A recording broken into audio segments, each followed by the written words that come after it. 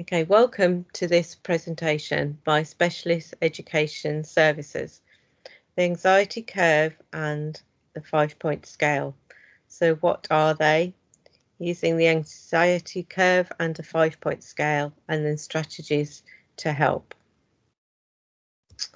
Okay, so the 5-point scale is used to help children to become more aware of their emotions. So a 5-point scale can be used to help an individual understand and learn when emotions, voices, behaviours, or whatever you're trying to moderate is getting out of control. So for example, a child who has difficulty controlling their anger. So 1 would be when everything is okay, and 5 would be when they're completely and utterly out of control. So the goal is to try and recognise when they are a 2 or a 3 and learn how to bring the anger down using strategies they have learned when they are calm. So e.g. taking a break or doing some breathing exercises. By rating the feelings and behaviours as numbers, they aren't labelled as good or bad. Being angry isn't bad, it's what we do to express that anger and manage it that matters. If they can begin to recognise when they're at a 2 or a 3, they can begin to use the strategies they have learnt and prevent them from always getting to a 5. So the anxiety curve was used by Buran and Curtis to visually illustrate the power of anxiety. So box 1 would identify the anxiety producing triggers such as loud noises, illness, or being late. Box 2 would hold information about how the person looks, what they might say or do when their anxiety is starting to increase.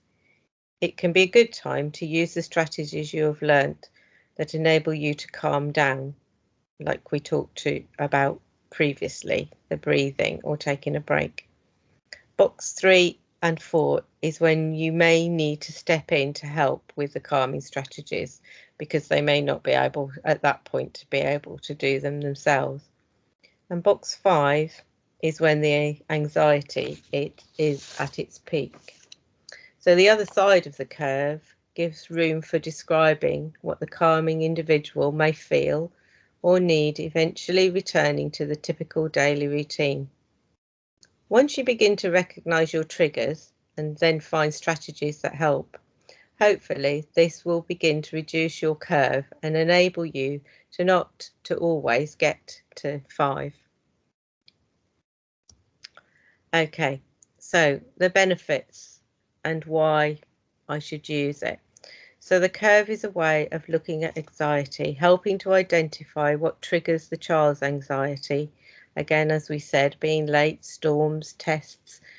It's also helpful to find strategies that help before they become overwhelmed, working together to help them not to reach crisis point or a panic attack, but understanding that the extreme anxiety will pass eventually. They won't always feel that bad.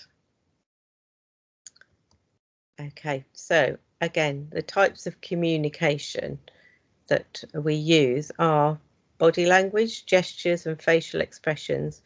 We can add meaning to what we say through using facial expressions such as smiling or frowning, and gestures such as waving goodbye or nodding our head. For children and young people who find speech difficult and have limited or no speech, facial expressions and gestures can become a very important way to help them get their message across. Signing. So signing is a way of using your hands to make different movements and shapes to help communicate. It can also help some people understand what's being said to them. Signing can be used alongside or instead of speech. So symbols. Symbols can be used by children and young people who find speech difficult to help them communicate effectively. Symbols can be arranged on communication boards, books, or on a computer screen. So the person using them can choose the symbol they need to indicate what they want to say. So using written messages, again, if the child or young person with a speech difficulty can spell and write, the use of an alphabet chart or a keyboard can help them to communicate. Using a keyboard on a laptop, a tablet, or mobile phone can also be used to spell out messages for others to read. The voice output communication aids. There's a wide range of these devices which have been designed to help people unable to speak to produce spoken word to help the user get their message across. So tips for improving communication. It's good to use simple, straightforward language, not too complicated, not too many instructions. It's important that we make sure that we draw the listener in by using questions, pictures and props.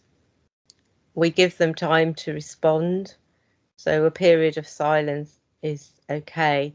Don't expect them to respond immediately when you give an instruction, because sometimes they may need a time to just process what has been said.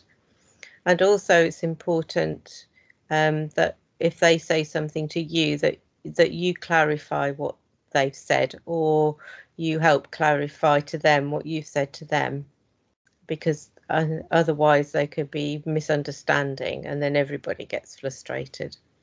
It's also important to be a good listener and maintain eye contact as much as you can. Obviously, people on the autistic spectrum can find eye contact quite challenging, so don't expect them to always look at you.